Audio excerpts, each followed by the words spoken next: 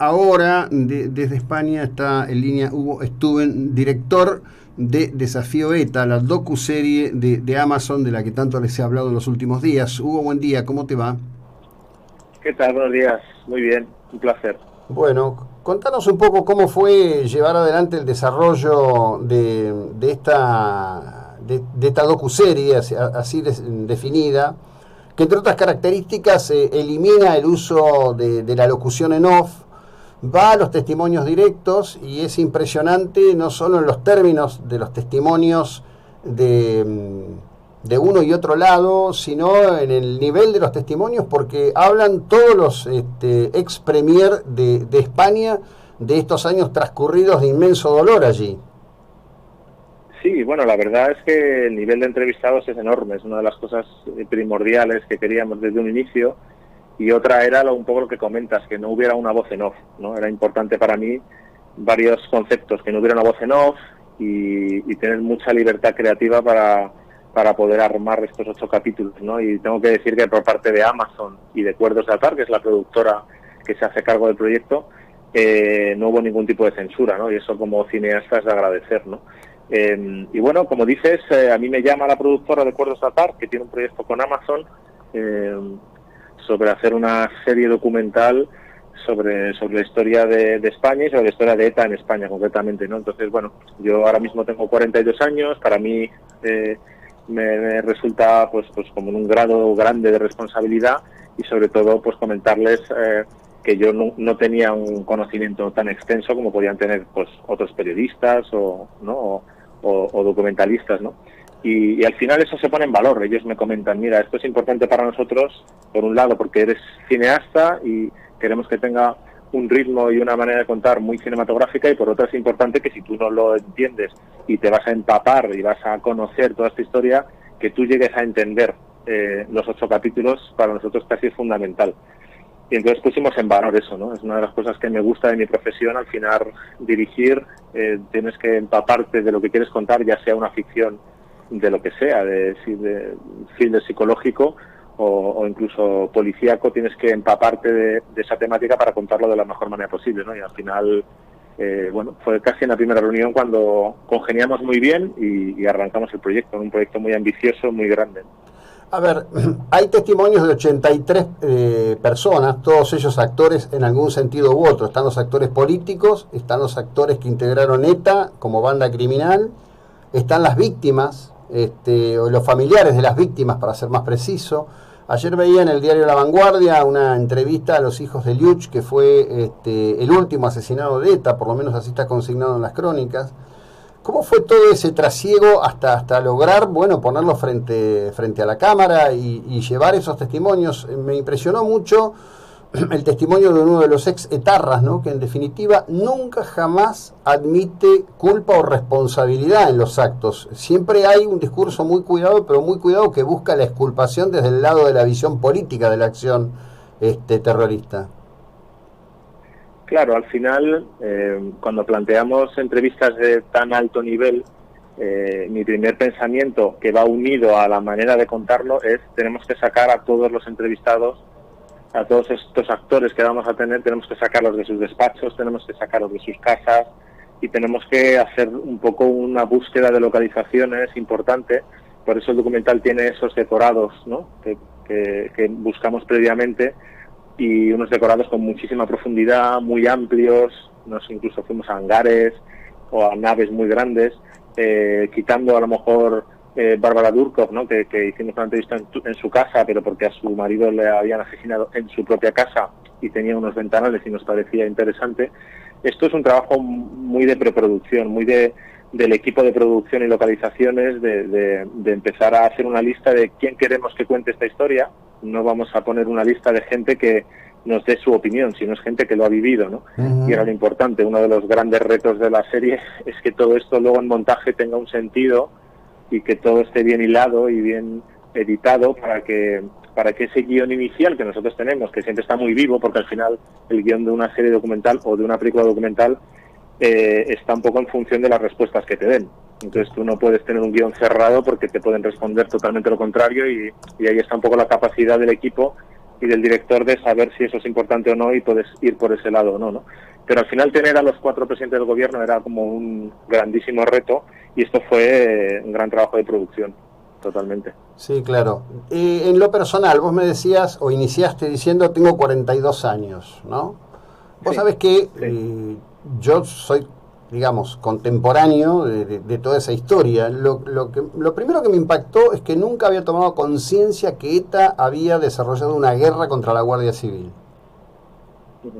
Claro, eso es una de las cosas, a mí como cineasta, como muy interesantes, ¿no? Porque el primer asesinato es a un guardia civil, ¿sabes? Como donde arranca todo es en un asesinato a un guardia civil, a Pardines.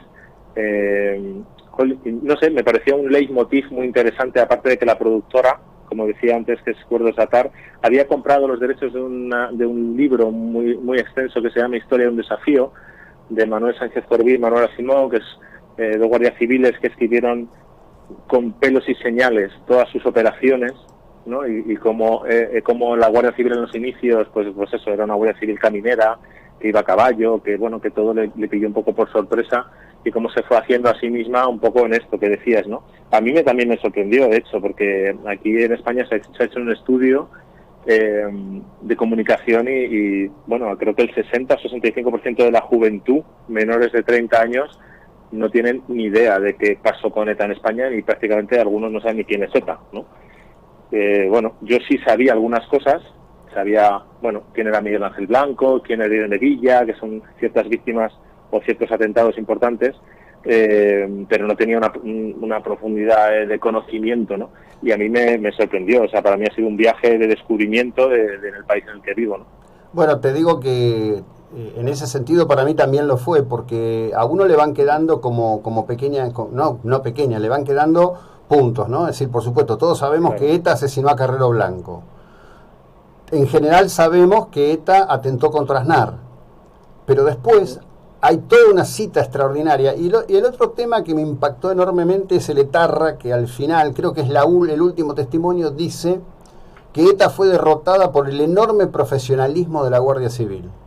Me pareció como un reconocimiento. Sí, de las fuerzas de seguridad del Estado, de la Guardia Civil, la policía, o sea, implican muchos. Es verdad que nosotros en esta serie metemos más operaciones, o prácticamente de la Guardia Civil, pero como te comento, al final es muy difícil meter a todo el mundo, ¿no? en una serie de 8 capítulos. Claro. Y como la serie también estaba moviéndose por ese leitmotiv de un primer asesinato a un guardia civil, y sobre todo teníamos al único testigo de ese asesinato, tenemos al hermano muy, muy, muy mayor de ese guardia civil de Pardines. La serie es muy ambiciosa en ese sentido. Tienes a ese primer testigo con ese hermano de ese primer asesinato, pero también tienes al hijo del último gendarme francés, que es la última víctima, un chaval muy joven, y son como dos puntos muy contrapuestos, ¿no? Un señor que lleva 50 años obviamente sin perdonar y sin poder olvidar y con mucho dolor, y un chico joven que mira hacia el futuro de otra manera, ¿no? Entonces esos puntos contrapuestos eran importantes en la serie también. Ese testimonio de ese hermano, de ese guardia civil asesinado, es tremendo, porque te demuestra que no es cierto que todo pasa, no es cierto que el tiempo todo lo cubre, ¿no? Sí, yo una de las cosas que me he dado cuenta es que el dolor no entiende ni de tiempos, ni de fronteras, ni de nada, trasciende absolutamente todo, ¿no? Y a mí sí se me quedaba ese nudo en el estómago a medida que hacía la serie, por las imágenes, ¿no? Porque esta serie, Amazon consigue imágenes inéditas, muchas imágenes inéditas de operaciones de la Guardia Civil y de fuerzas de seguridad del Estado que no han visto la luz. Entonces, manejar con todo ese material tan sensible, es verdad que, y con muchas entrevistas, ¿no? A víctimas, e incluso por la cierta insensibilidad de algunas entrevistas, ¿no? Claro. Del otro lado, y eso para mí era importante. O sea, tenía que tener todas las aristas del prisma para que el documental fuera grande, fuera importante, y el espectador viera todos los puntos de vista, ¿no? Y eso para mí era vital. Bueno, a ver, como espectador te digo que lo has logrado sobradamente, es deslumbrante en todo sentido Muchas gracias. desafío. No, pero sí, no es un cumplido así, es impactante. Yo te digo, descubrí tantas cosas, ¿no? porque además para nosotros esto tiene enormes paralelos con lo que pasó en Argentina en los 70, con la guerra que las organizaciones y Montoneros desataron contra el Estado argentino, contra la democracia, y cómo jugaba en esos años, en principio, en los 70, la cuestión de la Guerra Fría, ¿no? Y las estructuras de apoyo que recibían todos estos organismos, porque ETA tiene como una serie de mutaciones, empieza como una agrupación en la lucha antifranquista, se va transformando en una suerte de luchador libertario por la independencia del País Vasco, y después viene en el terrorismo puro y simple, en donde matar por matar se había transformado prácticamente en algo que hacía a la glorificación de sus combatientes, ¿no? Claro, sí, totalmente. Hay una evolución, un cambio, igual que en la Guardia Civil, ¿no? Como decía antes. Y yo creo que hay un momento, como le llamaban aquí los años de plomo, en el que creo que es un ex Lehendakari que decía que había un muerto cada 3 días, ¿no? También me impresiona mucho esa frase.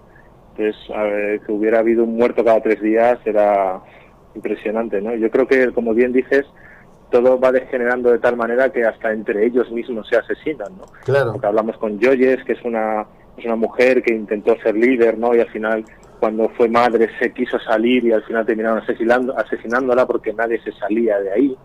O el propio Pertur, ¿no? Que teníamos a la novia en esa época de Pertur, que nos cuenta un poco como a día de hoy no se sabe quién asesinó a Pertur, ¿no?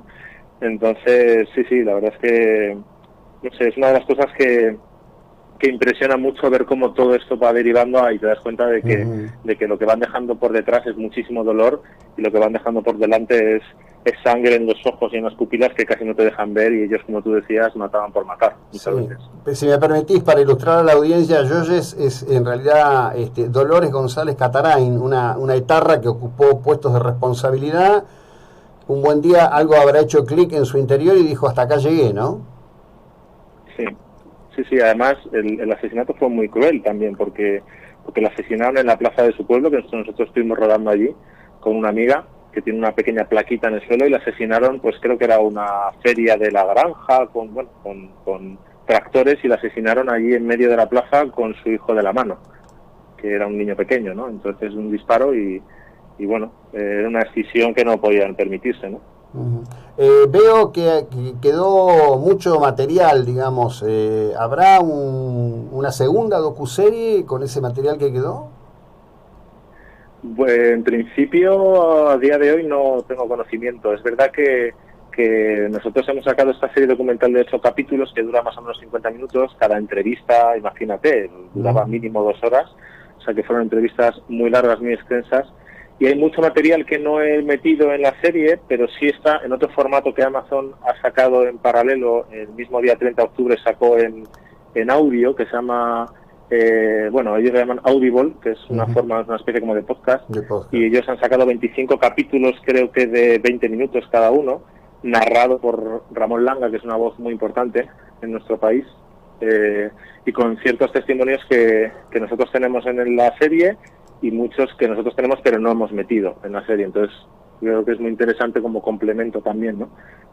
Es verdad que me preguntan mucho qué está pasando este año, ¿no? En España, que salen muchos proyectos, ¿no? Porque en España se estrenó La Línea Invisible, se estrenó Patria, una gran serie, son series de ficción, y luego se estrena La Nuestra, y bueno, que sí es por algo en especial, ¿no? Yo me da la sensación de que es algo casual, pero también unido a que con el paso del tiempo creo que la gente tiene como menos miedo a hablar de estos temas, ¿no? Porque ya ha pasado un cierto tiempo, aunque está muy reciente, pero es verdad que ha pasado cierto tiempo.